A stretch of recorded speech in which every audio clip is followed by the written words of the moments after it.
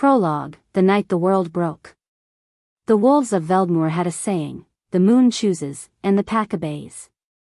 For 300 years, that saying had held. The blood moon rose every generation, and in its crimson light, the alpha would find his fated mate, the one the goddess herself had woven into his bones before either of them drew their first breath. The bond was sacred. Immovable. As certain as death. But on the night of the blood moon in the year of the Iron Frost, Alpha Calder Ashvane did something no alpha in recorded history had ever done. He looked into the eyes of his fated mate, a quiet, silver-eyed Omega girl named Seren Voss, and he said the words. I, Calder Ashvane, Alpha of Veldmoor, reject you, Seren Voss, as my fated mate. The bond is severed. You are nothing to me. You will never be my Luna. The pack had gone silent. Every wolf present felt the spiritual rupture rip through the air like a blade drawn across silk. Even the torches seemed to gutter and lean away, as if the fire itself recoiled. Seren did not scream. She did not beg. She had known, of course, in the way that Omega wolves always know. She had felt the pull of the bond for weeks before the blood moon, a warmth behind her sternum that had no business being there. She had tried to push it down, tried to be small, tried to be unremarkable. It hadn't worked. She stood in the great hall of Ashvane Keep, surrounded by 50 of Veldmoor's highest-ranking wolves, wearing a dress that was too thin for the winter draft cutting through the stone corridors, and she absorbed the rejection the way a river absorbs a stone, with a ripple, and then stillness. What no one in that room knew, what Seren herself had only suspected for 3 days, was that she was already carrying Calder Ashvane's child.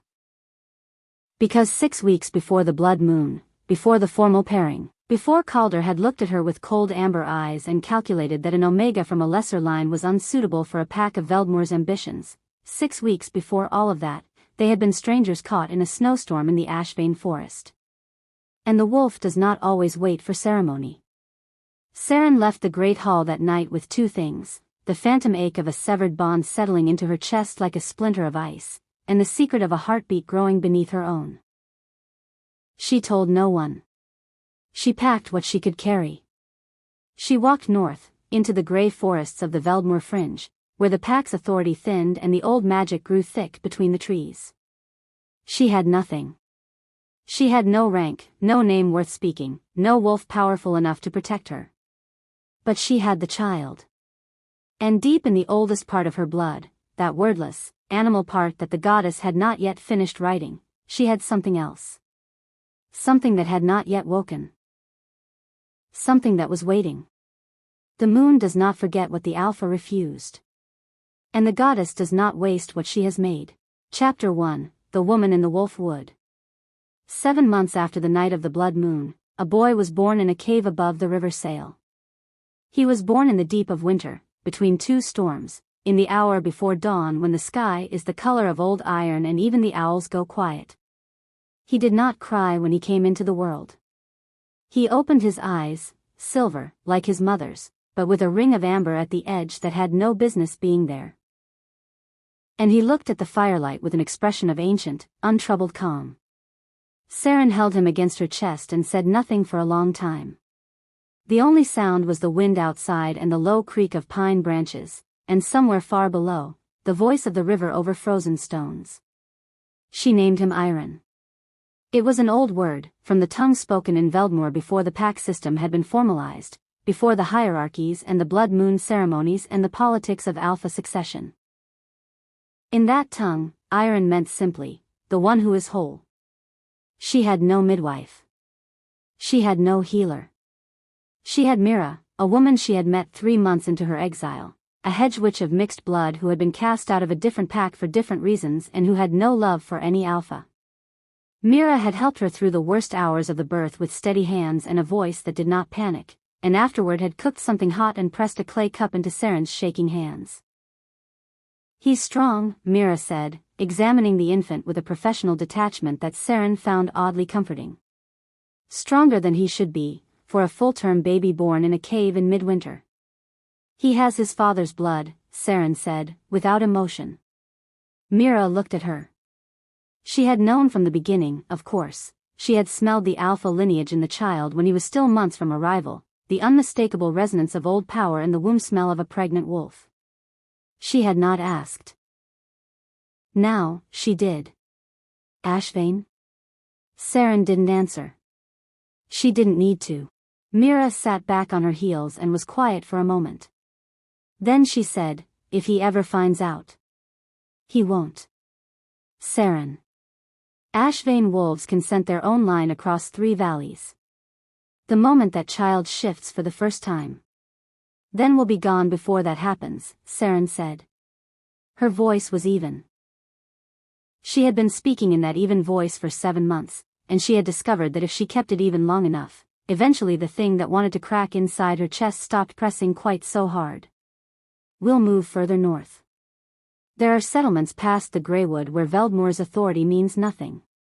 And when he's older? When he needs to know where he comes from? Seren looked down at her son. Iron had closed his eyes now, his small face slack and perfect, one fist curled against his cheek. The amber ring at the edge of his iris was visible even through his eyelids somehow, a faint luminescence that had no natural explanation. I'll tell him, she said quietly. When he's old enough to understand what it means. What it means, she did not say aloud, was this. That his father was the most powerful alpha in a generation, ruler of the largest pack territory in the northern provinces, a man feared by every lesser house and desired by every ambitious family in Veldmore, and that this man had looked at his fated mate in front of 50 witnesses and chosen political advantage over the sacred bond. That he had chosen Isolde Harkin, daughter of the southern pack lord, a high-ranking beta whose bloodline would cement an alliance worth 300 soldiers and 2 mountain passes. That he had chosen correctly, by every metric that mattered in the world of wolves. That Seren did not hate him for it, exactly. What she felt was something cooler and more durable than hate, a clarity, a knowledge of what the world was and how it worked and what she was within it. She was an Omega. She was low-ranked. She was from a family with no influence and no land and no military value. She had felt the mate bond as a warmth, a rightness, a sense of coming home that she had no words for, and she had also known, even as she felt it, that in Veldmore's world, rightness counted for very little. She had been naive to hope otherwise, even for a moment. She would not be naive again. The cave above the river sail was not a permanent home, and Seren had always known it. By the time Iron was 6 weeks old, she had mapped 3 possible routes further north, assessed the winter trail conditions as best she could from the ridge above the cave mouth, and begun the process of fashioning a carrier for the baby from the material she had. On the morning she intended to leave, she stepped outside the cave at dawn to check the sky, and stopped. There was a wolf sitting in the snow 50 feet from the cave entrance. A large one, gray-coated, watching her with pale eyes that held more intelligence than any ordinary animal. Seren went very still. She had no weapon within reach. She had no shifted form powerful enough to face a wolf that size. Her heart rate climbed, calm and steady, and she measured the distance back to the cave mouth, to Iron, to the fire. The wolf did not move. It sat with a patience that was almost studied, its tail folded around its haunches, its ears forward but not aggressive. Then it shifted. The gray fur dissolved, and where the wolf had been, a woman crouched in the snow, older, 60s at least, with close-cropped white hair and a face that had been carved by years in the open air into something angular and uncompromising. She wore practical clothing, heavy wool and leather, and she was watching Seren with an expression that was not friendly exactly, but was not hostile either. "You're the Ashvane Omega," the woman said. Not a question. "I was," Seren said. "I'm not anything to Ashvane now. The rejection doesn't change the bloodline of your child. Who are you?" The woman rose from her crouch with an ease that belied her age. "My name is Ren. I was the previous alpha of Ashvane Keep's pack before Calder Ashvane's father took it from me." A pause. "I have been watching you since you came north. Not to threaten. To wait." "Wait for what?" Ren tilted her head slightly, the gesture unmistakably wolfish. "For what's growing in you to show itself. I can smell it, girl." It's been getting stronger since the birth. Seren's hand moved instinctively to her own chest. I don't know what you mean. Yes, you do. She did. She had been feeling it for weeks, a pressure behind her sternum that was not the phantom ache of the severed bond. That ache had dulled and settled, but something else. Something new. Something that moved when she moved, like a second heartbeat slightly out of sync with her own, waiting for something. What is it? She asked. Ren was quiet for a moment, looking at her with those pale, assessing eyes. You know the old stories? About what happens when the mate bond is rejected? The wolf grieves. Sometimes. That's the lesser path. When the rejected mate is weak, or the bond is weak, yes, they grieve and they diminish and eventually they become something less than they were. Ren paused. But when the bond is strong, when the goddess has put real intention into the pairing. When the alpha rejects something that was never meant to be rejected. What? The goddess takes it back, Ren said simply. Everything she had intended to give to the bond, she redirects. The love, the power, the protection, all of it that was meant to flow between mates, it has nowhere to go. So it goes inward. She looked at Seren steadily. Into you. Chapter 2, What the Goddess Takes Back. Seren did not trust Ren immediately. She was not built for immediate trust. But she was also alone in the northern fringe with a 6-week-old infant and winter still pressing hard against the world, and Ren had offered shelter, a proper stone dwelling 2 hours' walk north, built into the side of a ridge, insulated and supplied. Not warm exactly, but defensible and dry. She accepted. Ren's home was spare and functional, the home of a person who had learned long ago that objects accumulate weight. There were shelves of dried herbs and sealed jars, a worktable scarred by years of use, furs on the sleeping platforms, and a fire that Ren kept burning with a contained efficiency that spoke of long practice. On one wall hung a map so old that the ink had faded to brown, showing the wolf territories of the northern provinces in a configuration that predated the current pack system by at least a century. Mira, who had followed them with the pragmatic loyalty of a woman who had run out of better options, examined the map with interest. I've never seen Veldmoor drawn this way. It wasn't always Veldmoor, Ren said. Before the pack consolidations, this whole region was governed differently. The Alpha system as it exists now is less than 200 years old. Before that, the territories were held by bloodlines rather than earned rank. What kind of bloodlines? Seren asked. Ren glanced at her. Old ones. The kind that carried the goddess's mark directly, rather than through the mediated ceremony of the bond. Wolves who didn't need the blood moon to know their power, who carried it in their blood from birth. She settled at the worktable and looked at Seren for a moment with an expression that was still assessing, still measuring something. The Voss line, she said, is older than you know. Seren was quiet. Her family had been unremarkable for as long as anyone could remember. Low rank, low land, low ambition. Her mother had been a seamstress. Her father had died when she was 4, and no one had spoken much of him. My family is nobody, she said. Your family is a tributary of the old Selwyn line, Ren said. Diluted, yes. Diminished by generations of low-rank pairing. But the blood doesn't disappear entirely. It waits. She paused. And when it encounters the right catalyst. The rejection. The rejection. The grief. The necessity. Ren folded her hands on the table. These things have a way of burning off what's accumulated on top of something old. Of clearing a path back to what was there at the beginning. Seren considered this. She was sitting cross-legged on a fur near the fire, nursing iron, and she was aware as Ren spoke of that pressure behind her sternum again, the second heartbeat, the thing that was waiting. What does it feel like, Ren asked carefully, when it moves? Like, Seren stopped. Tried again. Like something remembering itself. Like a muscle I've never used but have always had. Ren nodded, once, slowly. It will want to come out, she said. Soon, I think. The birth often accelerates it, the body opens in ways that can't be entirely closed again. Will it hurt? The first time, yes. After that, a ghost of something moved across Ren's face. Not quite a smile. After that, I think you will wonder how you ever lived without it. The first time it happened, Irene was 2 months old, and Seren was asleep. She woke from a dream she couldn't remember into a darkness that was vibrating.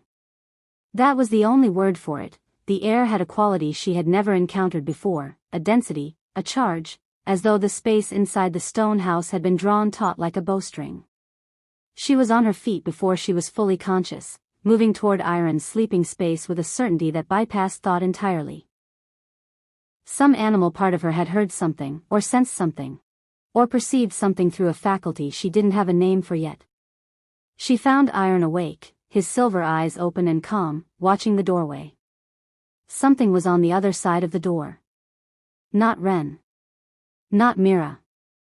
Something that smelled of pack, of alpha authority, of Veldmoor, a scout, some distant analytical part of her brain noted, sent this far north on a ranging run, now drawn by the scent of a familiar bloodline. The scent of Irene. Seren stood between the door and her son, and the thing that had been waiting behind her sternum woke up.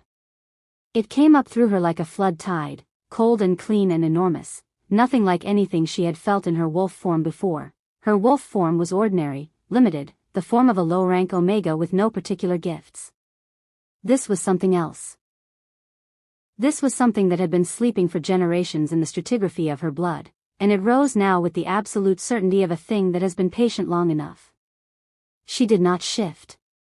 She did not need to.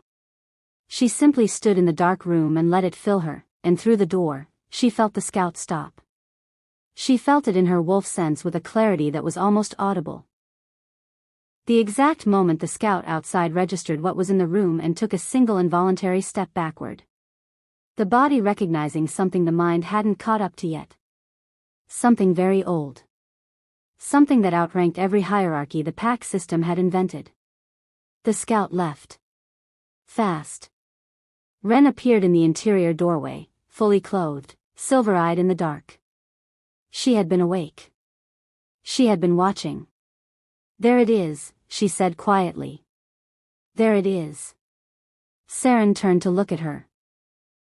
She felt electric and very calm, the way she imagined lightning might feel if it had self-awareness. What am I? She asked. In the old language, Ren said, they called it a warden. The wolf the goddess makes when the balance has been broken badly enough that it needs to be corrected. She paused. In the language the packs use now, there isn't really a word for it. Because they stopped believing such a thing was possible. Will it happen again? Every time it's needed. Ren crossed to the work table and lit the lamp with steady hands. And it will grow. Every time you use it, every time the necessity calls it forward, it will be larger than it was before. Seren looked down at Irene. He had gone back to sleep, unbothered, his small face peaceful, the amber ring at the edge of his iris glowing faintly in the lamplight. Good, she said. Chapter 3, The Southern Alliance and the Price of Ambition. Calder Ashvane was not a man who second-guessed himself. He had been raised in the conviction that the Alpha's role was to choose correctly, always, and that correct choices were made through reason rather than through the messy impulses that governed lesser wolves. His father, Calder Ashvane, had taught him this through years of methodical instruction and the occasional, precise application of consequences. Aldrich was not a cruel man, but he was a thorough one, and by the time Calder came into his full strength at 22, he had internalized completely the principle that sentiment was a resource to be managed, not a compass to be followed. He had applied this principle to the rejection of Seren Voss, and he had done so correctly. The alliance with House Harkin was everything it had promised to be. Isolde was intelligent, composed, politically capable, and had brought with her 2 mountain passes, a trade alliance worth more than most packs earned in 5 years, and the goodwill of the southern province lords. The wedding had been held in autumn, 6 weeks after the blood moon, and it had been a display of Veldmoor's power and prosperity that sent a clear message to every rival house in the north. Calder had done his duty. He had done it well. The fact that he slept badly was irrelevant. The fact that there was a phantom ache in his chest in the exact location where the severed bond had been, a cold hollow that he noticed at odd moments, between tasks, in the silence before sleep, was a physiological side effect of the rejection, nothing more. His healer had told him it would diminish over time. He had noted this information and moved on. He did not think about the girl with the silver eyes. He did not permit himself to. He was very good at not permitting himself to do things. The first indication that something was wrong came from a ranging scout named Davith, who returned from the northern fringe in the third month of winter looking shaken in a way that Davith, a 12-year veteran, a man who had tracked rogue wolves through the greywood in the dark, had never looked before. He reported to Calder in the war room with none of his usual composed efficiency. He stood with his hands at his sides and he said, "I encountered something on the northern run. Past the Sail Ridge." "Define something," Calder said. "A presence." Davith paused, clearly trying to find language for an experience that resisted it. "I was on the ridge above the river, running the standard northern boundary. I picked up a scent I recognized, Ashvane bloodline, but very young, infant young, and I moved toward it, standard investigation procedure." Another pause. "I got within 30 feet of a structure, a stone dwelling, built into the ridge. And then. Something inside it told me to leave." Calder was very still. "Something inside it told you." "Not in words. Not a voice. It was more like," Davith stopped. Started again. "You know when you're a young wolf and you encounter a dominant alpha for the first time? That thing that happens in your body before your mind has caught up? That absolute certainty, below thought, that says this thing outranks you?" "Yes. It was like that," Davith said. "Except there was no wolf in the room. There was nothing I could see or identify. Just a presence that was enormous. Ancient. And it was clear, completely clear, that I needed to be somewhere else." Calder said nothing for a moment. "The infant scent, Ashvane bloodline, are you certain?" "I've been a scout for 12 years, Alpha. I know our bloodline." The cold hollow in Calder's chest did something it had not done in months. It pulsed. Once. Sharp. "Return to the northern fringe," he said. "Observe only. Do not approach." Davith left. Calder stood at the war room table for a long time, staring at the map of Veldmoor's territories, at the northern fringe beyond the sail, at the edge of his domain where his authority thinned to almost nothing. He was not a man who second-guessed himself. But that night, for the first time in months, he dreamed of silver eyes. Chapter 4, The Greywood War. Spring came to the northern fringe like an argument. Reluctant, contested, advancing by inches against a winter that had no intention of conceding ground. Iron was 4 months old when the Greywood wolves came. They were not Veldmoor. They were a rogue coalition, the kind that formed in the interstices between established pack territories, made up of wolves cast out from multiple packs, governed by violence rather than by hierarchy, answering to no moon and no bond. They had been pushing south from the Greywood's deep interior for 2 seasons, and in the absence of any strong authority in the northern fringe, they had grown comfortable with the assumption that the territory was theirs to take. There were 12 of them. They found wrens dwelling on a gray afternoon in early spring when the snow was still thick on the ground and the light was flat and directionless. They were not hunting specifically. They were ranging, establishing presence, marking what they considered their expanding territory, but when they found 3 women and an infant, they recognized opportunity. Wren met them at the threshold. She was 60 years old and had been out of active pack authority for years, but she carried herself with the composure of someone who has survived worse than 12 rogue wolves, and she told them, politely and without visible fear, that they needed to move on. Their leader, a heavy, dark-coated wolf named Breck who had been cast out of 4 packs for escalating violence, found this funny. He told her what they intended to do. He described it in some detail. Seren came out of the house behind Wren. She was carrying Iron against her chest in the carrier she had made, one hand supporting his weight, and she looked at the 12 wolves arrayed in the snow with an expression that those who survived the encounter would describe, later, with great consistency as, not afraid. Not angry. Waiting. You should go, she said to Breck. Her voice was level. I'm telling you this once. Breck looked at her. An Omega, clearly. Low-ranked, from the look of her. Carrying a baby. He opened his mouth to respond. She let it out. Not all of it, she would learn, over time, to modulate it, to give exactly what the situation required. That day, in the spring snow outside Ren's dwelling, with iron warm against her chest and 12 wolves arranged for violence, she gave enough. It came out of her like a soundless pressure wave, a pulse of presence so profound and so ancient that every wolf in the clearing felt it in their marrow before their conscious minds registered anything at all. It had no temperature, no color, no physical form. It was simply weight. Authority. Something so far above the hierarchy that the hierarchy became, in its presence, temporarily irrelevant. 7 of the 12 wolves dropped to the ground involuntarily. Not bowled over. Just down, on their bellies in the snow, in the body language of total submission, their wolf instincts having overridden their higher functions entirely. The other 5 ran. Breck stood. He was the strongest among them, and he stood for perhaps 3 seconds longer than the others, a testament to either his dominance or his stupidity, possibly both, and then he too went down, slowly, his great dark form settling into the snow with the inevitability of a tree finally admitting that it has been cut. He looked up at her from the ground with eyes gone wide and white-edged with something that had no room in them for threat anymore. Go north, Seren told him quietly. All of you. And don't come back to this territory. They went. Ren stood beside her, watching the last of them disappear into the tree line, and when they were gone she exhaled once, carefully, and said nothing for a long moment. You're ready, she said at last. For what? Ren turned to look at her.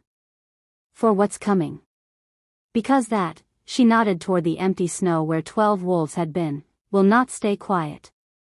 Something like that leaves a mark on the air. On the wolf sense of everyone within range. She paused. He'll hear about it. Seren looked north, toward the Greywood, where the rogue wolves had gone. Then she looked south, toward Veldmoor, toward the territory she had walked away from in the middle of winter with nothing but what she could carry. Let him, she said. Chapter 5, The Alpha Comes North. Calder Ashvane rode north with 6 of his most trusted wolves and no announcement. He told Isolde he was going on a boundary inspection. She nodded with the composed efficiency of a woman who had been raised in pack politics and understood that the Alpha's movements were not always her business. There were no questions. Isolde was, in many ways, an excellent mate, intelligent, capable, discreet, and utterly undemanding of things that couldn't be given. He had told himself, on the 3-day ride north, that he was going because of the reports. Davitha's account. The subsequent account from 2 other scouts who had been sent north and returned with variations of the same story, something in the fringe beyond the sail, something old and powerful and wearing the face of a woman. An Ashvane child. The incident with the Greywood wolves, which had spread through the wolf sense network of the north like a stone dropped in water, concentric rings of stunned disbelief radiating outward. He was going because it was his territory. Because there was something unexplained operating in his northern boundary. Because an alpha who ignored such things invited chaos. He was not going because of the phantom ache in his chest that had been worsening for 3 days. He was not going because of the silver eyes that kept appearing in his dreams. He was not going because Davith had said, almost as an afterthought at the end of his report, the infant sent, Alpha, it's not just Ashvane. There's something in it that I've only smelled once before. In you. He was not going for any of those reasons. He was going for strictly operational purposes. He reached the Sail Ridge on the afternoon of the 3rd day. He had sent the 6 wolves ahead to make camp half a mile south, an instinct he couldn't fully account for, a sense that whatever was up there needed to be met without the complexity of an entourage. He followed the river north on foot, through snow that was beginning to turn granular with the edge of approaching spring, and he found the stone dwelling built into the ridge just as dusk was settling into the tree canopy. He stopped 50 feet away. The door opened before he knocked. Before he had made any sound at all. The woman who stood in the doorway was not who he was expecting. She was older, 60, perhaps, with white hair and pale eyes, and she looked at him with an expression that made him feel, uncomfortably, that he was being judged against criteria he hadn't known he was being measured by. "Calder Ashvane," she said. Not surprised. Resigned. "I'm looking for," he stopped.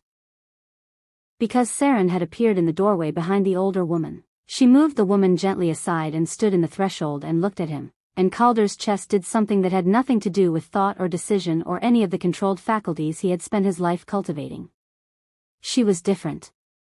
She had always been quiet, contained, in the way of Omega wolves who had learned that quietness was a survival mechanism, but this was something else. She stood in her own doorway with the ease of someone who was entirely at home in their own power, and the power in question was not anything Calder had ever encountered before. It wasn't dominance in the alpha sense. It wasn't aggression or threat. It was something far more fundamental, the presence of something very old that had no need to prove itself. And she was looking at him with those silver eyes, and there was no fear in them, and no anger, and no longing. There was only a steady, measured assessment, the way one might look at a thing that was going to require careful handling. "Calder," she said. Her voice was the same. Even. Controlled. The hollow in his chest was not hollow anymore. It was pressing outward, like something trying to restore a shape that had been compressed. "I heard about the Greywood wolves," he said. Because he had to say something. "I know you did." "There is," he stopped. Davith said. "In the northern run. There is a child." Seren was quiet for a moment. Then she stepped back from the threshold and said, without inflection, "Come in." Chapter 6, The Child with Amber in His Eyes. The interior of the stone dwelling was simple and warm. Calder took it in with the automatic survey of a man trained to assess spaces, the shelves, the fire, the map on the wall older than anything he had seen in the Ashvane archives. The hedge witch in the corner who watched him with expressionless caution. The older woman who had settled at the work table with her arms folded and was watching him with that unsettling, judicial patience, and the infant on the sleeping platform near the fire. Calder crossed to him without deciding to. He moved across the room on pure instinct, the wolf instinct, the blood instinct, the thing that had been trying to tell him something for months, and he stood over the sleeping child and looked at him. The child was small, as infants are, with dark hair and a round face and a small fist curled near his cheek. He was asleep. And around the edge of his closed eyelids, there was a faint ring of amber light. Calder had not survived to Alpha by being someone who avoided difficult recognitions. He had the capacity, honed over years, to look at a hard truth and see it clearly without flinching. He looked at the child. He looked at the amber glow. He looked at the shape of the child's face, which was unfamiliar in some ways and in one particular way, the jaw, the brow, achingly, unmistakably not. He turned back to Seren.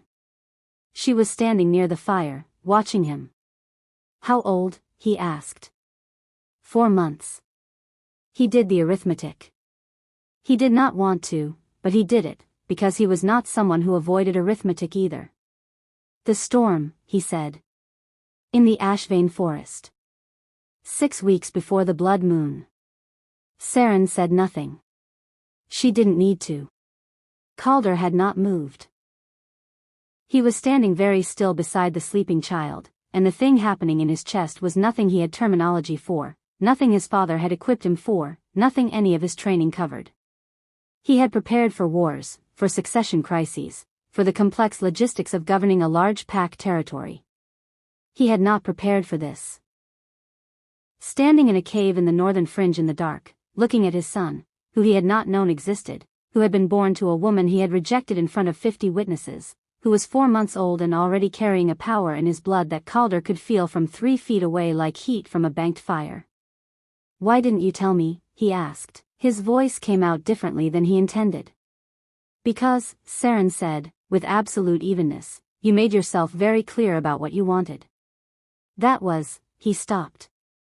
An alliance, she said. A political decision. Correct by every metric that matters in Veldmoor. She had moved slightly, positioning herself between him and the child with a naturalness that was not aggressive but was absolute. It was the right choice. I understand that. I have never disputed it. Seren. He is mine, she said. Still even. Still controlled. He has always been mine. I have kept him fed and warm and safe for 4 months alone in the northern fringe in the worst winter in a decade, with no pack and no rank and no support from anyone except 2 women with their own complicated histories. He doesn't need anything from you. The words hit him the way he imagined a blade hit, not immediately painful, the pain arriving a second behind the fact. He's an Ashvane, he said. He's a Voss, she replied. Until he's old enough to choose for himself. Ren, at the work table, made a sound that was not quite a cough and was not quite a laugh. Calder stood in the middle of the small warm room, and for the first time in his adult life, he had no correct choice available.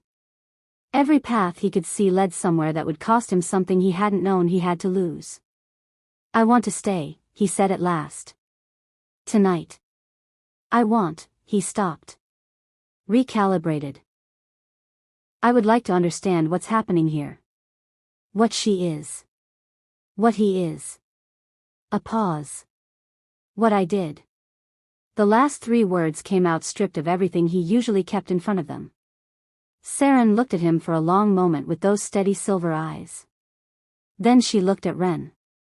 Ren unfolded her arms and said, "Sit down, then. This will take a while." Chapter 7, The History They Didn't Teach. Ren talked for 2 hours. She talked about the old bloodlines. The Selwyn line and its tributaries. The Warden tradition that predated the Alpha system, the way the goddess's intention moved through generations and expressed itself when the conditions were right. She talked about rejection and what it did not only to the rejected wolf, but to the bond itself, the spiritual mechanics of a connection severed against the goddess's will, and what became of the energy that had been invested in it. She talked about Seren's ancestry with a specificity that suggested she had known about it for a long time. She talked about the dilution of old blood over generations, the slow burial of capacity under the accumulation of unremarkable lives, and the conditions under which that capacity could resurface. Calder listened without interrupting. This too was trained in him, the ability to absorb information without reacting until he had the full picture. But listening to Ren's account, he felt things moving in him that had nothing to do with his training. He felt the specific weight of what he had done. He had understood the rejection as a practical decision, and he had not revised that assessment, and he was honest enough not to do so retrospectively simply because the consequences were proving to be more complex than he had anticipated. He had rejected Seren Voss because she was low-ranked, because the Harkin alliance was strategically essential, because in the world of wolves as he had been taught to understand it, the bond's claim on him was outweighed by the pack's need.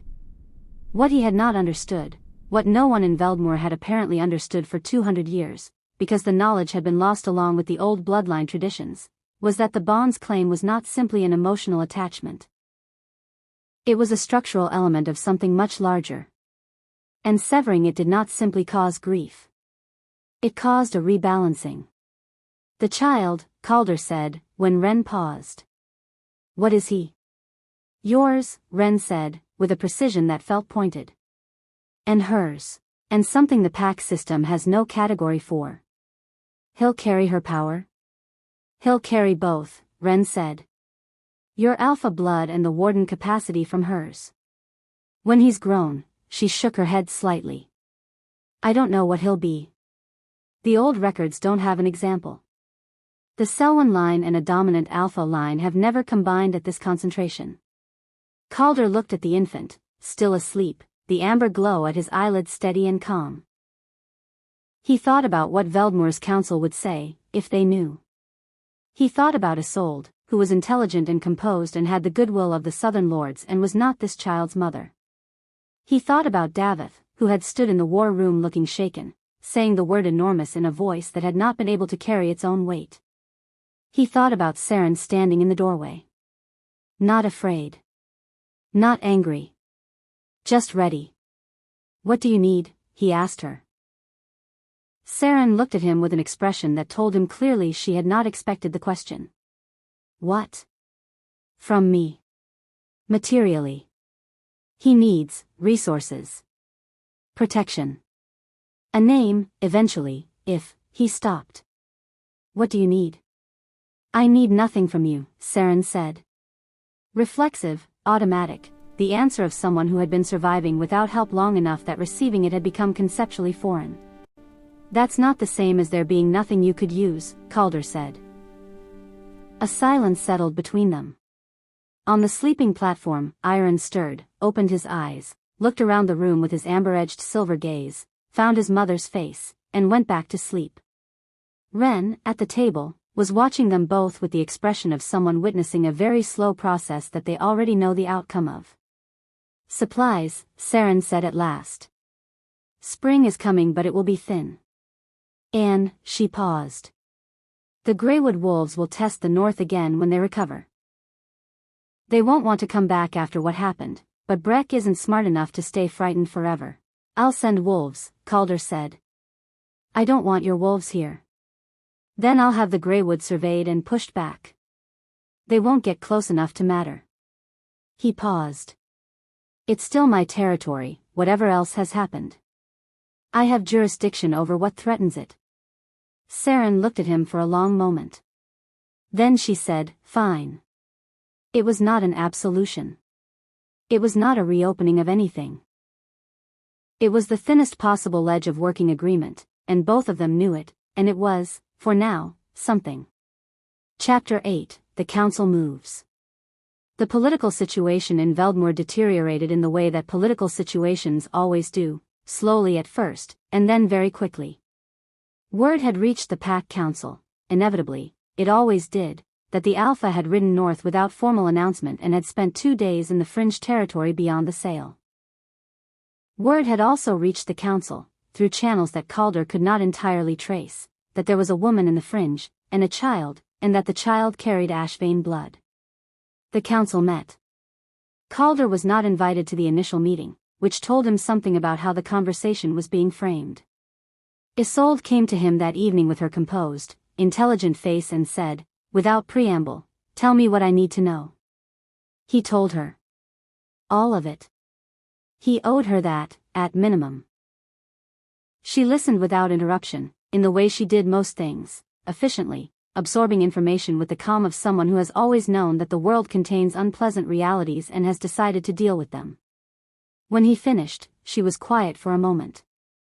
The child is yours, she said. Yes. And the woman, the Omega, she has some kind of old power that Ren believes comes from a dormant bloodline, activated by the rejection. That's what Ren says. And what I felt, when I was there. It's real. It's not performance. Another pause. The council will try to bring her in, Isolde said. They'll frame it as a security concern. An unaffiliated power operating in Veldmoor's northern territory with an air of unknown status. They'll want control of it. I know. And if she won't come?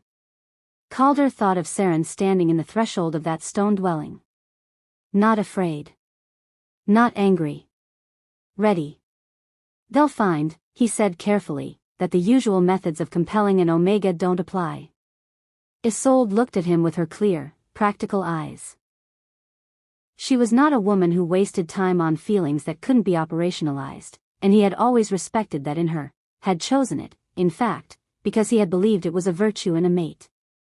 Now he felt, with a discomfort he acknowledged and set aside, that there were forms of clarity that were not virtues but merely the absence of something. The council moves in 3 days, she said.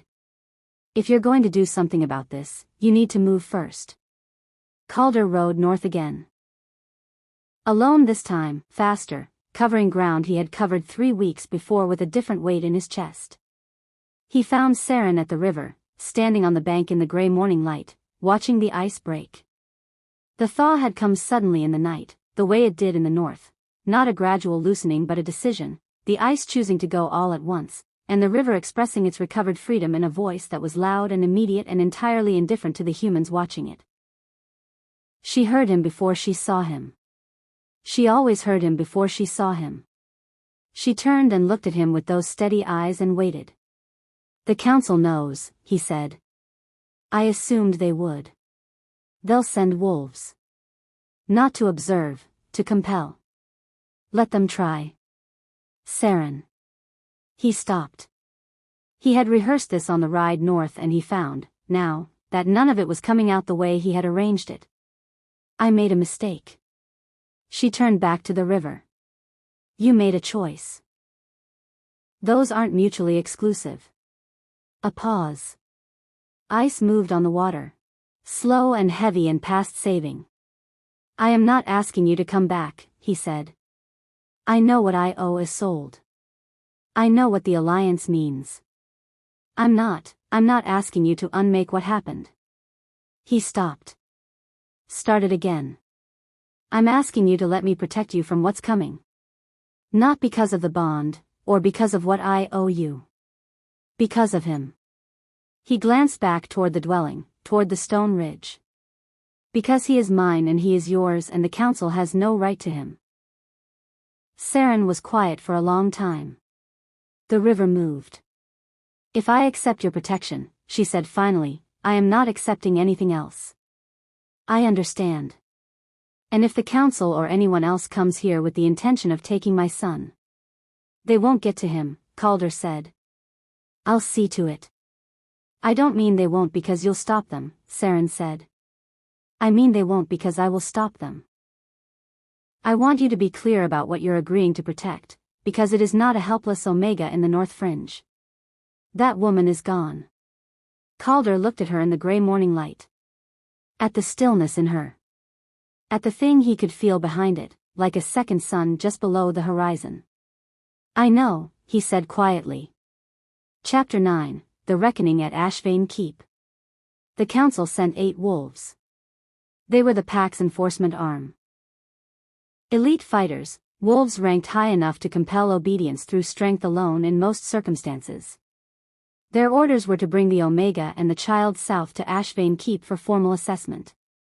The orders were framed in the language of protocol and security, but their content was coercion, and everyone involved knew it.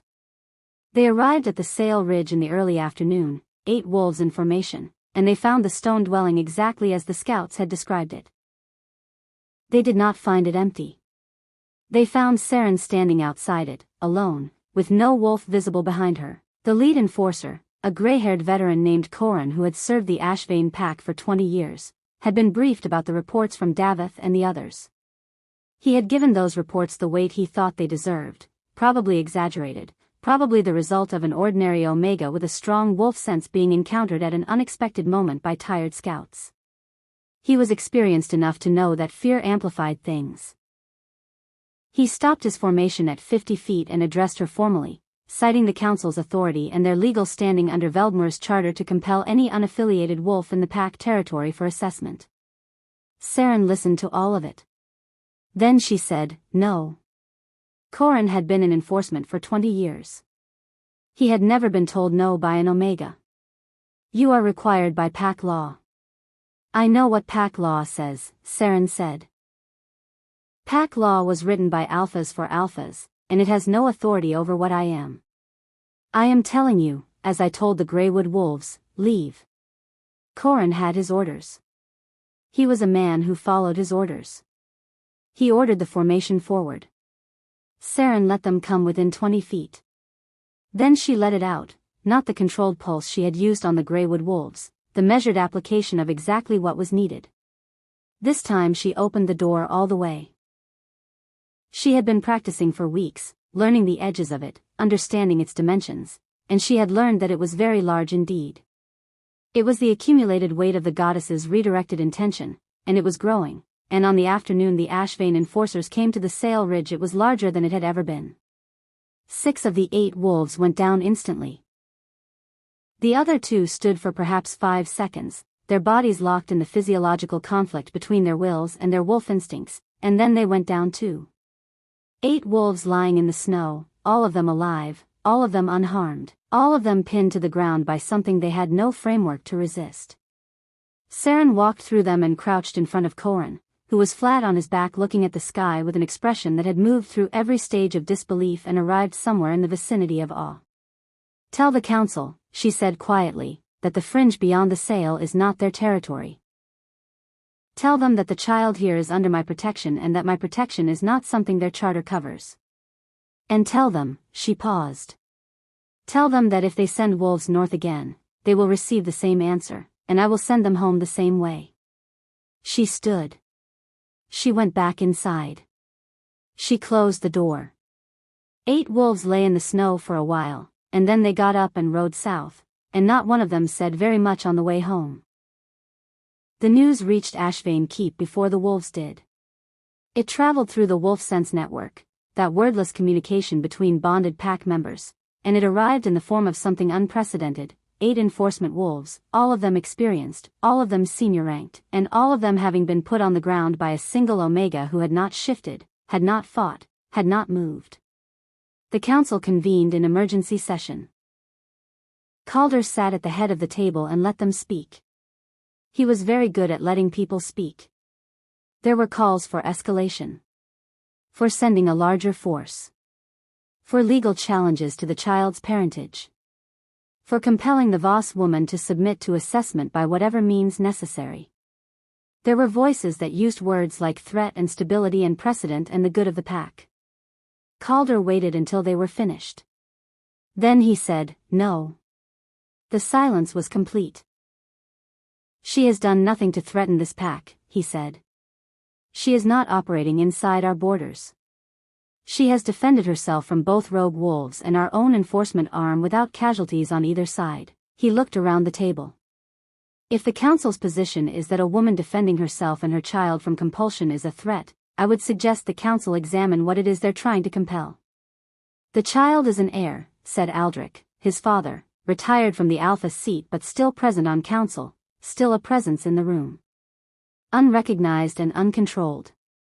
"The power in the fringe is mine to address," Calder said. "She is in my territory. The child is mine. The matter will be handled by me, not by the council's enforcement arm." Another silence. "What does that mean, practically?" Aldrich asked. Calder had thought about this for 3 days. He had thought about it on the ride south from the sail. He had thought about it in the sleepless watches of 2 nights. He had thought about Isolde, who was intelligent and composed and who had said, before he rode south, "Do what's right. Not what's correct. What's right." He had not known, at the time, that she had understood the difference long before he did. "It means," he said, "that I am going to go back to the northern fringe and ask if the arrangement can be made permanent. A holding in the fringe, recognized by Ashvane, under her name. The child acknowledged as Ashvane born." He paused. "And it means the council does not send wolves north again without my explicit authority." No one spoke. Isolde, who was not on the council but had been given a seat in the gallery by long-standing convention, was watching him with those clear, practical eyes. She gave him nothing readable. But she did not object. Chapter 10, The Weight of What Was Broken. Calder came north for the 3rd time without wolves, without council sanction, without anything that resembled a plan. He came in the first real warmth of spring, when the snow was pulling back from the river banks and the birch trees were making their tentative case for continuity and the sky had finally decided to be something other than gray. He came on foot, having left his horse at a holding 2 miles south, because he felt obscurely that arriving on horseback would be wrong in a way he couldn't articulate. He found Seren outside, sitting on a flat rock above the river, iron on a blanket beside her. She was watching the water. She had heard him coming for the last 10 minutes, he was certain, and she had neither moved toward him nor away. He sat down on a stone a few feet away and said nothing. For a while, they were quiet. "The council won't send wolves again," he said. "I know. Ren told me." "What Ren hears," he stopped. "Never mind." On the blanket, Iron was doing what 4-month-old babies do, exploring the absolute miracle of his own hands with a focus and seriousness that would have been comical if it hadn't been so clearly genuine. The amber ring in his eyes was vivid in the spring light. "He looks like you," Seren said. It was not said warmly, but it was not said with hostility either. It was said with the accuracy of someone reporting an observable fact. "He has your eyes," Calder said. "He has both." "Yes." A pause. The river moved. "I need to tell you something," Calder said. "And I need you to understand that I'm not saying it to ask for anything. I'm not here to renegotiate. I know what I did. I know what it cost. I know that the bond is gone and that you have built something here that doesn't need me in it." Seren waited. "I'm sorry." The words came out without difficulty, which surprised him. He had expected them to resist, had expected to have to push through some internal resistance to say them. Instead they came easily, with the ease of something long overdue. Not because of what it turned out to cost. Not because of the power you have, or the council's reaction, or any of the consequences I didn't anticipate. Because I looked at you in the Great Hall, in front of 50 wolves, and I chose to diminish you. I chose to reduce you to your rank and your bloodline's market value, and I said words that were wrong. Not strategically. Not just ethically. Wrong in the way that things are wrong when they go against what is actually true. He stopped. Looked at the river. What was actually true was that the bond was real.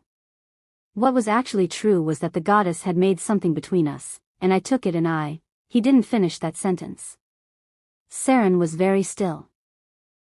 She was looking at Iron, who had found something fascinating about the hem of his blanket and was working on it with both hands. "I know," she said at last, very quietly. "I'm not asking you to forgive it. I know that too." She was quiet for a moment. "I do forgive it. That doesn't mean it's undone. The bond is gone. What happened in the Great Hall is a fact. Iron was born in a cave in a storm because I had nowhere else to go." She paused. "Those things are true, and they will always be true, and forgiving the person who caused them doesn't change any of it." "No. But I don't want to spend my life carrying the weight of it either," she said. "That would be wasteful." A ghost of something, not quite a smile, but close, moved across her face. "I have other things to carry now." She looked up at him. The silver eyes, the thing behind them that was old and enormous and steady, and in them, for the first time since the night of the blood moon, he saw something that was not the closed door of necessary self-protection. "He needs a father," she said. "I can give him everything else. I can keep him safe, and warm, and loved, and when he's old enough I can help him understand what's in his blood. But he needs a father. Not a title. Not an acknowledgement on a council register." She looked back at Iron. "Someone who will come." "I will come," Calder said. "Every month. Every month. And when he asks about you, tell him the truth. All of it, when he's old enough. I won't ask you to make me something I wasn't." Seren nodded slowly. On the blanket, Iron gave up on the hem of the blanket and turned his head and looked at Calder with those extraordinary eyes, and his face arranged itself into the expression of profound scrutiny that very young humans do when confronted with a new face, the ancient, unself-conscious assessment of a being that does not yet know how to dissemble. Calder met his son's gaze. He did not look away. Chapter 11. Iron and Spring. The seasons turned, as they always do, without asking anyone's permission. Summer came to the Sail Ridge with a generosity that felt almost apologetic after the winter, flooding the northern fringe with warmth and light that burnished the river to silver and brought the forest up in green so vivid it looked invented. Iron learned to sit, and then to pull himself upright, and then to stand, gripping Seren's fingers with the focused intensity of a person who has identified standing as the most important problem in existence and intends to solve it. He was not an ordinary child. They had all known this, but ordinary is a thing you believe in the abstract until it is daily disproven. Iron at 6 months had a stillness to him that infants are not supposed to have. Not the stillness of dullness or illness, but the stillness of attention, of someone listening to frequencies others couldn't hear. He did not startle at loud noises. He tracked movement with his eyes before it happened, anticipating, as though he could feel the intention of a thing a moment before the thing itself arrived. The amber ring in his eyes was bright in daylight and glowed faintly in the dark. Ren said this was the warden capacity making itself visible, the blood announcing itself in the only way available to a body too young for it to be expressed any other way. She watched Iron with an attention that was neither fearful nor sentimental but deeply interested, the way a scholar looks at a primary source. "He'll be remarkable," she told Seren one evening, while Iron slept and the fire burned low and Mira was outside checking the traps. "He already is," Seren said. "I mean when he's grown. When the two bloodlines have had time to settle." She paused. "The wolf world hasn't seen anything like what he might be. Not in 2 centuries. Is that good?" Ren considered this with the seriousness it deserved. "It's necessary," she said finally. "Whether it's good depends on him." Calder came every month, as he had promised.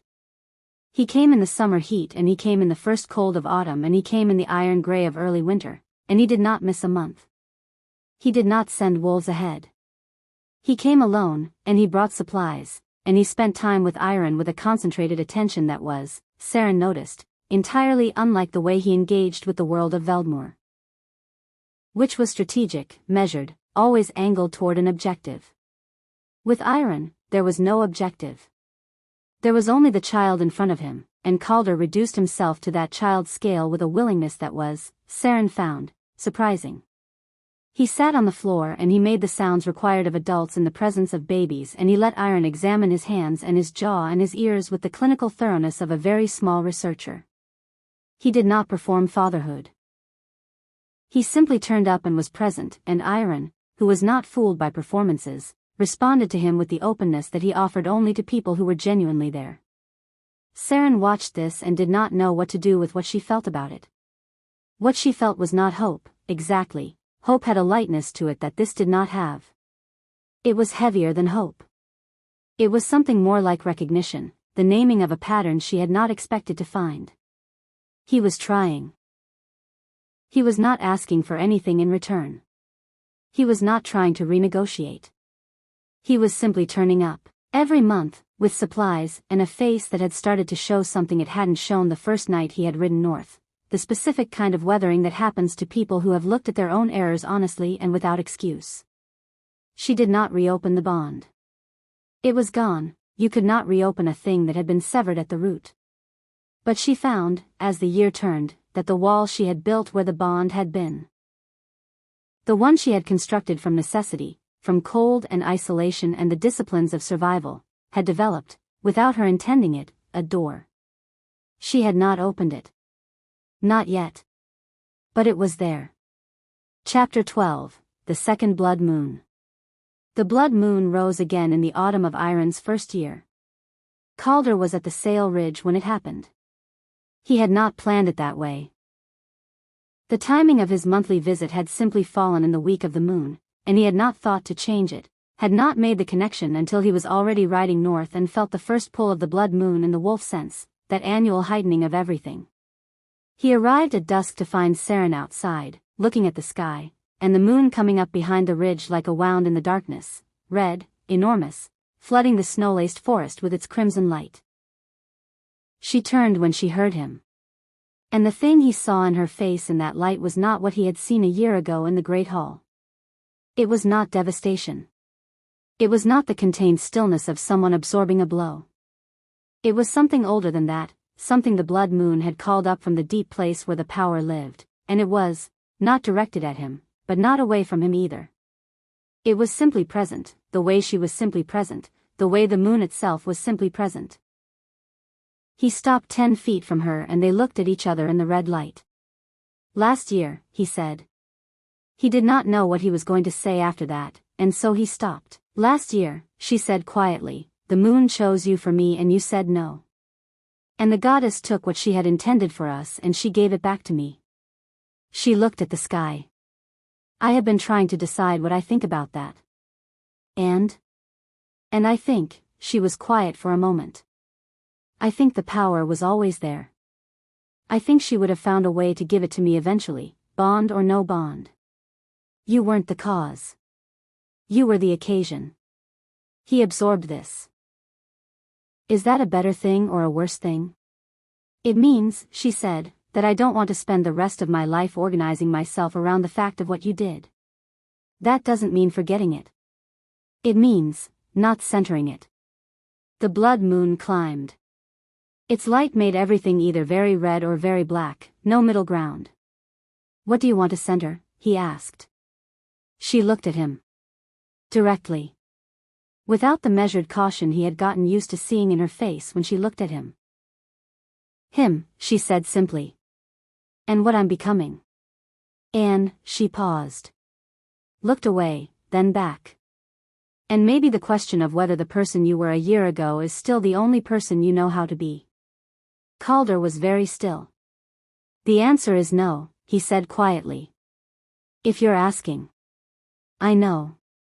She turned back to the moon. I've been watching you for a year. I'm not asking, I'm telling you what I see. A pause. What I'm trying to decide is what to do with what I see.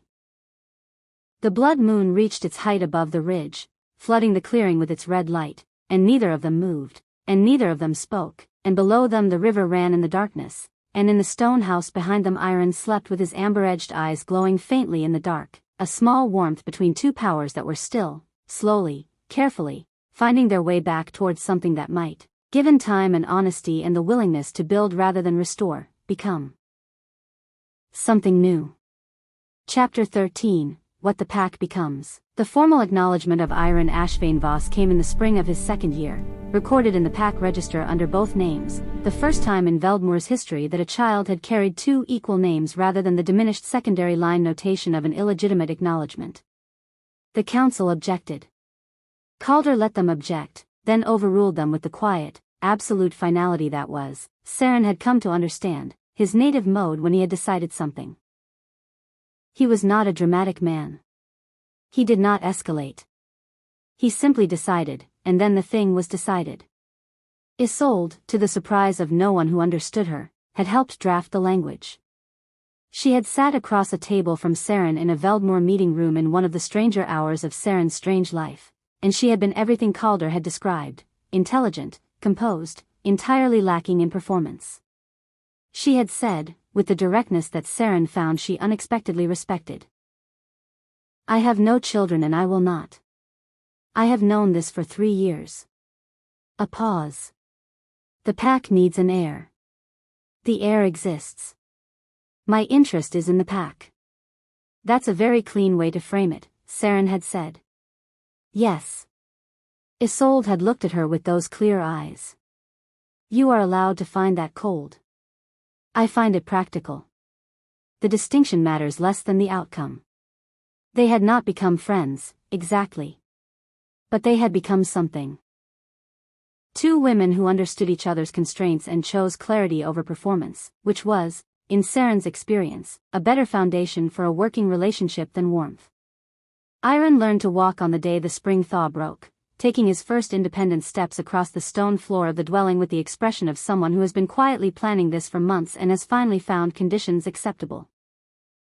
He walked from Ren to Seren and then turned and walked back to Ren. And then he sat down and looked at his feet with an expression of profound satisfaction. Ren laughed. Seren had heard Ren laugh before, but not like this, clean and genuine and briefly young, the laugh of someone who has been given back something they thought they had lost. He'll be walking to Veldmoor next, Mira said from the doorway. Eventually, Seren said.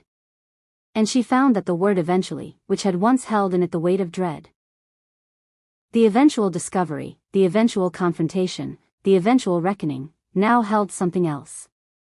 It held possibility. The openness of a future that was still being written, that had not been foreclosed by the night of the blood moon or the stone hall or the winter cave or any of the specific brutal facts of the year she had lived through. She had not expected to get here. She had not planned for it. She had simply kept moving, kept putting one foot in front of the other, kept making the next necessary decision with the resources available, and the accumulation of those decisions had brought her here, standing in a stone house in the northern fringe with a son who was learning to walk and a power in her blood that was still growing and a life that was entirely her own. It was, she thought, enough. It was, in fact, more than enough. It was, in the way that only things paid for at high cost can be, entirely hers. Chapter 14, The Alpha on His Knees.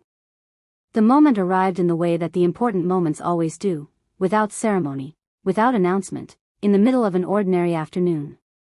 Iron was 14 months old. He had been walking for 2 months, and he had discovered in that time that walking led to running, and running led to falling, and falling led to getting up, and this cycle was apparently infinitely interesting because he pursued it with unrelenting dedication. He was running along the river bank in the afternoon light, Seren watching from the flat rock, Calder a few feet away, when Iron stopped. He stopped absolutely, in the way that small children sometimes do, every faculty trained on something invisible to the adults present. He stood very still. His silver eyes were wide. The amber ring around his iris had brightened to something close to actual light. Then he turned to his father. He walked to Calder with the serious, deliberate gait of a toddler going somewhere important, and he stopped in front of him and he put both of his small hands on Calder's face. The wolf sense is not a language. It doesn't use words. But it communicates, between wolves of sufficient closeness and sufficient power, in something more fundamental than words, in the pure content of experience, feeling translated directly without the lossy intermediary of language. What Iron gave his father in that moment was not something he had composed.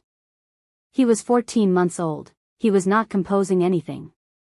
He was simply being what he was, the convergence point of 2 lineages and the goddess's redirected intention, the child of a bond that had been severed and was finding, in him, a different expression. What he gave his father was everything.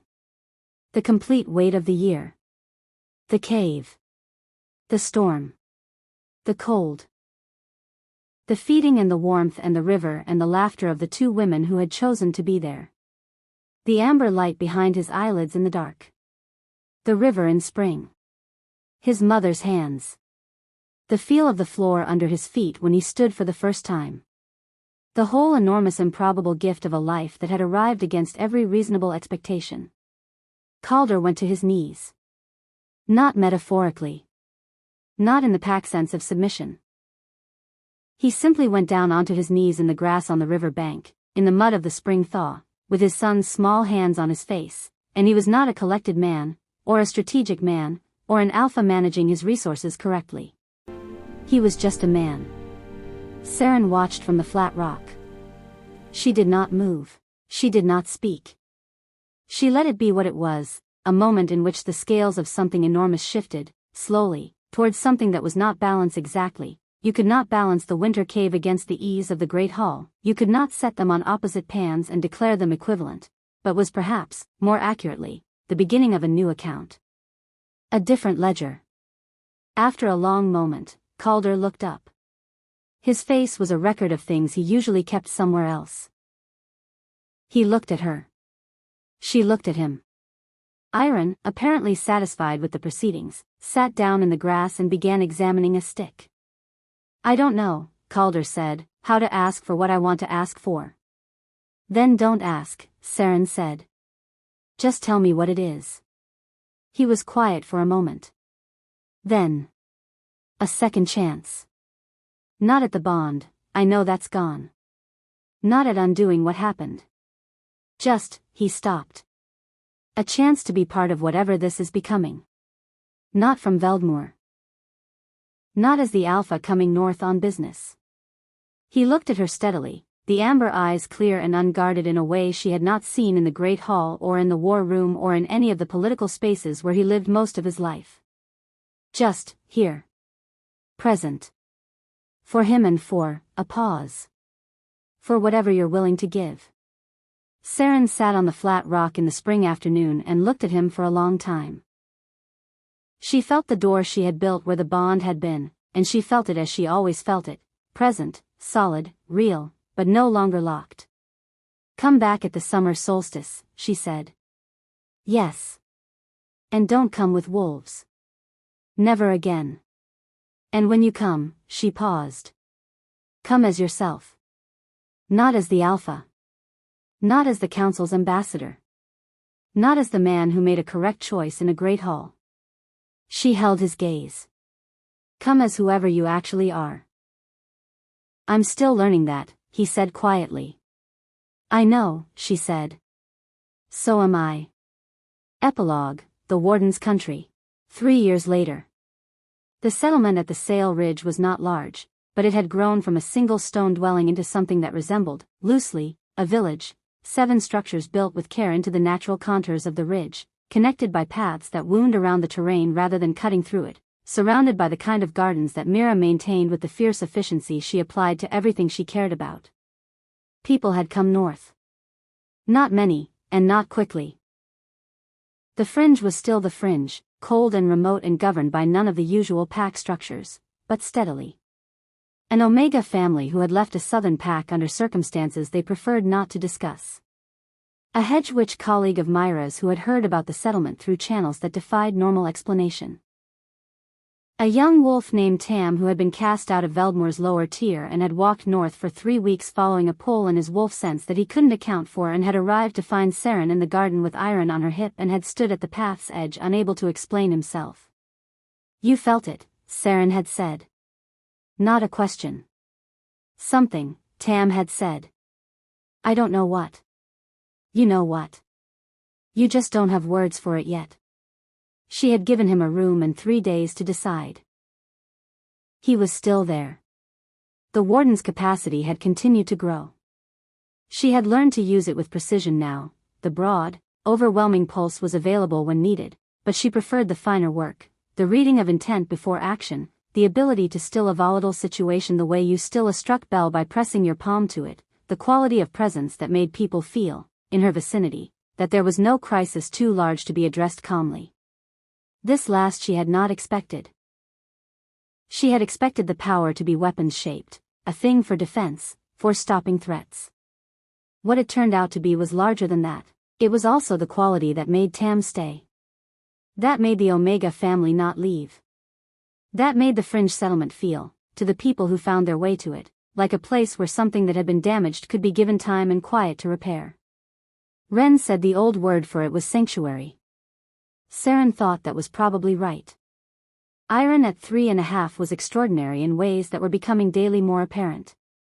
He had shifted for the first time 3 months ago. Early, very early, the earliest first shift Ren had witnessed in 60 years of paying attention, and his wolf form was something that had made even the unflappable Ren go very quiet for a while. He was large. Not adult large, not yet, but already the size of a 2-year-old shifted wolf, which was not physically possible by any normal standard. His coat was the deep gray-silver of his mother's line with markings across the shoulders that were the amber-brown of his father's, and his eyes in wolf form glowed. Not the faint luminescence of his infant months. Actually glowed. He had shifted, and stood in the clearing, and looked around with those shining eyes as though taking inventory, and then he had walked to Seren and sat down at her feet with the composure of a wolf 3 times his age. She had put her hand on his back and felt, under the fur, the twin drumbeats of the 2 bloodlines, the warden capacity and the alpha blood, settled together with a harmony that suggested they had been waiting for a long time to occupy the same body. Hello, she had said quietly. He had looked up at her. And even in wolf form, in eyes that were not human and were not ordinary, she had seen in him the thing she had always seen, the ancient, untroubled calm. The child who had looked at the firelight on the night of his birth and found it acceptable. Calder came every month, as he had promised from the beginning. He had been coming every month for 3 years. The arrangement with Veldmore had stabilized into something that the council had decided to call a northern affiliation. The Sail settlement was acknowledged, supplied through Ashvane channels, and left to govern itself. The compromise had satisfied no one entirely, which Ren said was usually the sign of a workable arrangement. Isolde had, in the 2nd year, asked to come north herself. She had come alone, in the early summer, and she had sat in Seren's garden for an afternoon and watched Iron with an expression that held in it something she did not often let show, the particular quality of looking at a thing you want and have accepted that you cannot have, and choosing to be glad for it anyway rather than diminished. She had stayed for 2 days. When she left, she had given Seren a formal acknowledgement paper. Not required by any law, simply composed, in Isolde's precise handwriting, recognizing the sale settlement as a protectorate of House Ashvane in perpetuity. You didn't have to do this, Seren had said. I know, Isolde had said. That's why it means something. On the morning of the summer solstice in Iron's 4th year, Seren rose before dawn and walked to the flat rock above the river. The solstice sky was that particular deep blue that exists for only a few minutes before the sun arrives, color without light, the world holding its breath. She heard Calder coming a long way off. She always heard him coming. She had gotten used to that, the way her wolf sense still tracked him, even without the bond, with a fidelity that had nothing to do with obligation. He came through the birch trees at the river's edge and stopped when he saw her on the rock. He was carrying nothing. He had come, as she had asked, as whoever he actually was. He sat down on the stone beside her and they watched the sky together. He's going to be extraordinary, Calder said. He already is. More than we know, I think. Yes. A pause. The first edge of light appeared at the horizon, silver-white, no color yet. Seren. I know, she said. I haven't asked. You've been asking for 3 years. Every time you came and didn't ask, you were asking. He was quiet. Below them, the river caught the first light and became briefly golden. The bond is gone, she said. I know. I'm not asking you to pretend otherwise. Then what would it be? She turned to look at him. The silver eyes, the thing behind them, the enormous quiet thing that had grown for 3 years and was still growing and had no interest in smallness. A choice, she said. Not a bond. Not the goddess's intention. Not something done to us. She paused. A choice we make ourselves. With full knowledge. Calder looked at her in the solstice dawn and understood that the woman in front of him was not the girl who had stood in the great hall 3 years ago, and he was not. Or was trying every day not to be, the man who had stood across from her. They were not restoring something. They were building something that had no precedent, in a world that had no category for it, in a settlement in the fringe of a pack territory where wolves who had been cast out by the old systems were finding something the old systems had never offered. Yes, he said. Yes to the question, or yes to the choice. Both, he said. To both. The sun cleared the horizon and the river went from gold to white to the clear silver of full morning, and the birch trees made their case for continuity in the light, and somewhere behind them in the settlement a child with amber in his eyes woke up and said his mother's name in the voice of someone who is 4 years old and has important things to do today and intends to get started. Seren stood. She held out her hand. Calder took it. They walked back through the birch trees into the morning. The moon does not forget. But the goddess, it turns out, is also patient. And what she makes, when she makes it with care, she does not abandon simply because the people involved were not yet ready to receive it. She waits. And when the time comes, she does not restore what was broken. She builds something better. Before you go, I need you to sit with these 3 questions. Question 1. Calder had the power, the title, and the alliance, but it was Seren, alone in the cold with nothing, who became unstoppable. So tell me. Do you think rejection ever accidentally gives people the very thing they needed most? Question 2.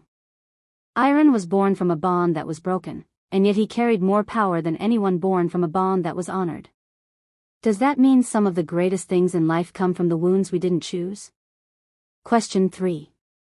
Calder eventually came to his knees, not by force, not by fight, but by truth. So here's the real question, is that enough? If someone destroys something sacred, can they ever truly earn their way back, or is some damage permanent? Drop your answers in the comments below, I read every single one. And if this story moved something in you, hit that like button and subscribe so you never miss the next tale. Because trust me, the next one, it will wreck you even more beautifully than this one did. Until then, the moon remembers. And so do I.